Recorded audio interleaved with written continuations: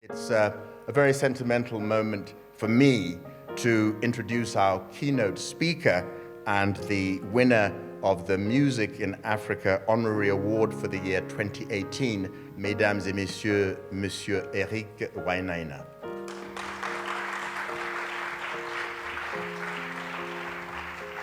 Good morning everyone. What a glowing introduction. Thank you, John.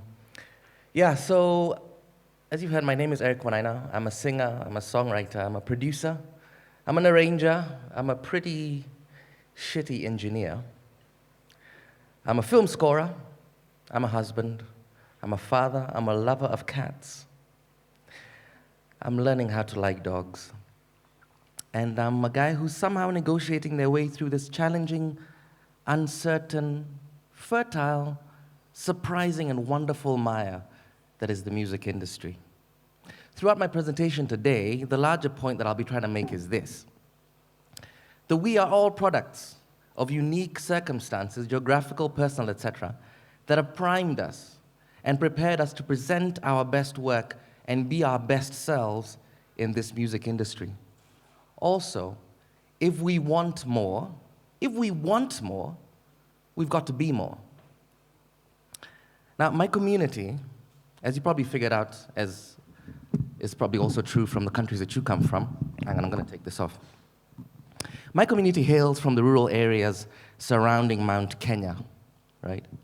Young, ambitious, educated, westernized, and newly Christianized men and women came to the city in the 50s and the 60s to begin their lives. Soon after their migration, they developed a mantra. And this mantra was, we didn't come to the city to live, we came to the city to make money. That prevailing thought, because here was a harsh city, and back home there was an idyllic refuge to retire to on the weekends, to retire to after their working years, and to be buried in. So much so that the rural home is referred to as home squared.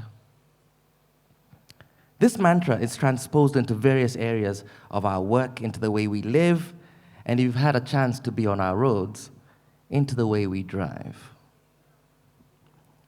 But I am a firm opponent of that mantra.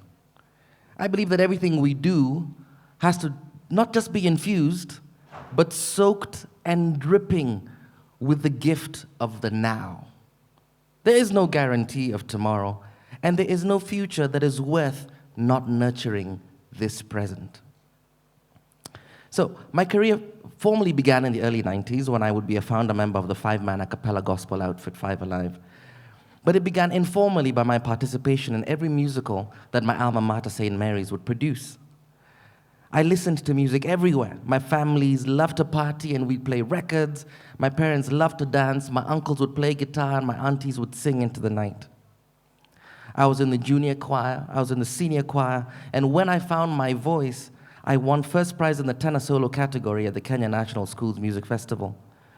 I had my epiphany that music was to be my life when, as a senior at that school, 4 of my friends and I got together to perform an African-American spiritual called I Feel Good. The song starts with a single voice, and then the second voice joins in a higher harmony, going on like this until the bass voice joins in, and then there's a modulation, and then everyone just goes nuts. When Bishop, our lead singer, and known joker began to sing, the audience of primary schoolers who were as nervous as we were began to titter and giggle. Then came the second voice, and it all began to make sense. The audience was hushed, and the magic had begun. As Bishop and I sang together, I swear that I could see our 2 voices sort of sailing over the audience. By the end of the song, the applause, it was like winning the Champions League final. Coming off the stage, I got accosted by a teacher of mine who said, "Eric, I had no idea you were such a believer." So straight out of high school, we formed this group, Five Alive, and we were each other's brothers, fellow fools, and fellow guides. In the middle of our career, we went to London in search of a record deal that would bring us fame and fortune. We found neither. It was the mid-1990s and the days when record companies would nurture talent and spend inordinate amounts of money in the studio, creating demo after demo until the right sound was discovered. Those days were gone. And then there was pigeonholing.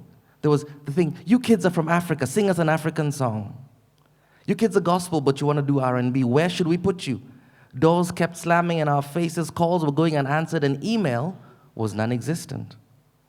So we did the only thing we could do as foreigners living in a foreign land, worried that immigration would come looking for us if we got too noticeable.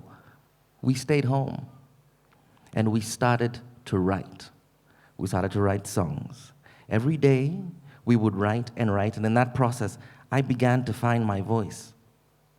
Other than the material I was writing for the group, I started to write songs that told stories, but I felt I needed more. So I headed off to Berklee College of Music, whose notables include Quincy Jones, Bob James, John Mayer, and now me. Berklee is a wonderfully charged atmosphere, Kids live, they eat, they breathe, they drink, they smoke music.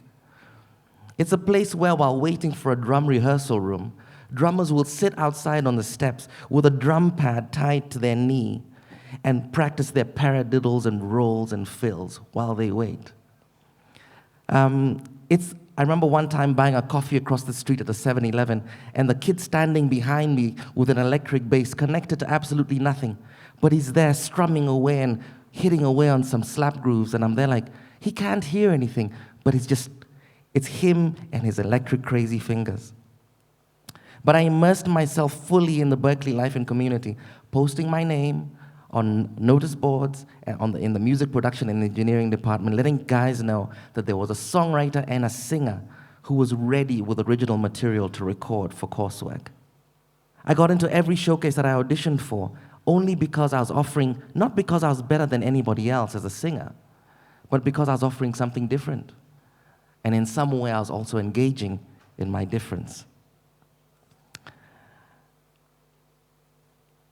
I also had a thing. I was a Dale Carnegie student. And Dale Carnegie has this thing that you have to meet a new person every single day. So there I was in Boston, and I would go and introduce myself to a brand new person every day. Hi, my name is Eric. I'm from Kenya, and I don't run. Because in Boston, if you're a Kenyan, that's the first thing they assume, And it worked so well that the woman who then became my wife, strolling through Boston one day, sees the Berklee College of Music Science, walks up to the first person she meets and says, "Do you know Eric from Kenya?" And the guys are like, "As a matter of fact, I do." But one fine day at Berklee, while we're innocent upper semester students thinking we own the world, in comes a guest lecturer called Kevin McCluskey. And he says to us, "The world owes you nothing. The world owes you nothing." And this is the thing, you've been in a college and you're sort of excelling at that college, you're upper semester students, you think you own the world. You think the world owes you something. For Kevin to come in and say, actually, the world owes you nothing. What you need to do, and this is what he encouraged us to do, he drew a circle on a whiteboard and encouraged us to put our initials in that circle and make connections between that circle and other areas of influence in our lives. Start with family and friends. Next, go to acquaintances. Next, to friends and acquaintances of those friends and acquaintances. That, he said, was our network. Then he asked us, what else can you do other than write songs, other than sing, other than play? Over the years, I've expanded that list. Like I said, I'm a songwriter, I'm a singer, but I'm also a music director. I'm a really good vocal arranger too, and I sing background vocals in the studio really well. I produce, I score film, I score television, I teach. And the most amazing thing about teaching, I teach one day a week to a songwriting class, the kids who are between the ages of 16 and 18. And one of the things I make sure that I do, I walk into the class without assuming that I know more than they do, because it's the age of the internet. You can't sit in front of 16-year-olds and pretend to know more than they do, right? In fact, I was talking to Ben Olfey last night, and he said to me that at conferences like this, having anyone speak over the age of 16 is us wasting time. If we're talking about the future of the music industry, we need to be getting some 16-year-olds in here to tell us what to do, what to expect, what are the trends, right? So I walk in there, and we set up our room like a conference room, and we're shooting ideas back and forth. Fine, there are gems that I'll offer, but I walk in there prepared to learn as much as I'm prepared to teach. So where was I? I teach. I run a songwriters lab. I run a monthly music showcase, and I write musical theater. Not just music, but lyrics and dialogue. I'm a playwright, whoever guessed. I'm an actor. And as a result, from a financial standpoint, when one area dries up, and I think this was one of Kevin's points, when one area dries up, the others are there to bridge the gap. In a single year, every single one of those areas is a revenue stream or is laying the foundation for future revenues. But mostly, it's cool. It's fun. It's a party, and a lot of people come on for the ride. But in addition, one thing that I pride myself in is that I actively work to surround myself with people who are better than me in their field. It takes some doing, but I try my best not to let ego get in the way. I'm collaborating a lot now, and there is only one rule when we get together to collaborate. The best idea in the room wins. The best idea in the room wins. And in creating, learning how to write through a problem, playing through a problem, and coming out the other side being that much better. Because, as a lot of songwriters know, it's all in the rewrite. But that takes courage. And as Elizabeth Gilbert says, courage is better than fearlessness. Fearlessness doesn't recognize the presence of fear and its benefits. Courage does, and by trial and error and will, finds its way to the other side. But in our unique circumstances, we have to be the best that we can be. If we want more, we've got to be more. We've got to have the willingness to learn and the courage to surround ourselves with people who are better than us. Failure to do this leads to what my late father-in-law used to call the Gulliver Syndrome. That's what happens when everyone around you is littler than you. In Gulliver's case, it was physical, but in this case, I mean surrounding yourself with people who never contradict you. That is the Gulliver Syndrome. The guy from Pixar, John Lasseter, always says that having good people is better than having good ideas, because good people can take a mediocre idea and improve it. Imagine what they can do with an already good idea. But substandard people can take even the best idea and ruin it. It's not our fault that our education systems in Africa have failed a lot of us, and that, for example, and this has happened, the keyboardist in my band was a fifth-year electrical engineering student at Nairobi University, and he was absolutely frustrated. And after 5 years, he quit and I asked him, why are you doing this? He says, after 5 years, we're not actually working with any circuitry. But you see, while we can't blame ourselves for the failures in our education system, you can blame yourself if you're not finding out how to find those solutions today. It's your fault if in your work you're not prepared to say, I don't know the answer to that, but I will tomorrow.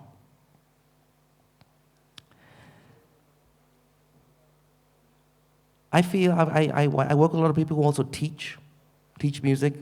I also feel, but if you're teaching music, you've got to be playing in a band or an orchestra or some chamber situation that puts you in front of real audiences all the time. That's the only way to measure how good you are. But like Obama said, the only way to make our dreams bigger is to hitch our wagon to that of others. Collaboration for me has become the cornerstone of my work. In my film scoring work, I have a core team of 4 who, on, for example, this latest project, will have a variety of tasks. The film is about an individual who is being haunted by the ghost of his dead sister. The director has given me a brief. He wants it to sound like You Were Never Really Here, which is a Joaquin Phoenix film. These are both soundtracks that bend and stretch the ability of a writer.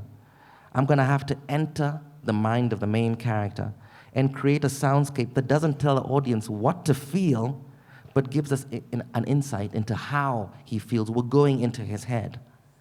Half of the gig is choosing the right sounds. But I can't very well write and trawl the universe of soft synths looking for the sounds. In my team of 4, I have 2 engineers. One of them loves to do that kind of thing. The other is a monster programmer. And I've got one other guy who's just been accepted at Berklee with a 70% scholarship, and he's an amazing pianist. He's so much better than me. And he's the guy that I use to expound on my ideas. As a result of these collaborations, I'm sitting on a record that is probably my best work. There's influences of gospel in there, there's some Prince, there's some Michael, there's some Black Mambazo, there's Paul Simon, there's a choir from Nashville, an orchestra from Hamburg, there's soaring Benga guitar lines, there's songs about love, about passion, about betrayal, and about coming home. At times, it's a good record. At other times, it's amazing. It pulls at your soul, and you feel like you're having coffee with an old friend. My wife always says to me that in Kenya, if we want anything, we've got to build it. If you want somewhere to play concerts, you've got to build the gig. If you want a film festival, you've got to create it. To some degree, it's very frustrating that those structures don't exist. It does, however, allow us to build what we want to our own specs. Which brings me to my penultimate point. Many of us in this room are at points in our careers where we can bring many people along with us. Some of us make decent money. Others among us have well-deserved influence. If you travel to parts of the world where the arts continue to thrive, you will see how many of those institutions are funded by a partnership between government and private individuals. But this is Africa. We know very often that before government gets on board, there are very many visible and invisible hurdles to contend with, and there is no clear roadmap. But, and by the way, this is the thing, if there's anyone from the government here, what we really would like is just a set of conditions, criteria that you want us to meet. And then shortlist applications and and then at that point, once you're clear with what you want us to do, and that process is transparent and clear, work with us. But this is the big one. Should big money not participate, should they not partner, we should have the guts to do it ourselves. Sometimes it'll require money. Sometimes it requires in-kind donations, but the most important element is you and your goodwill.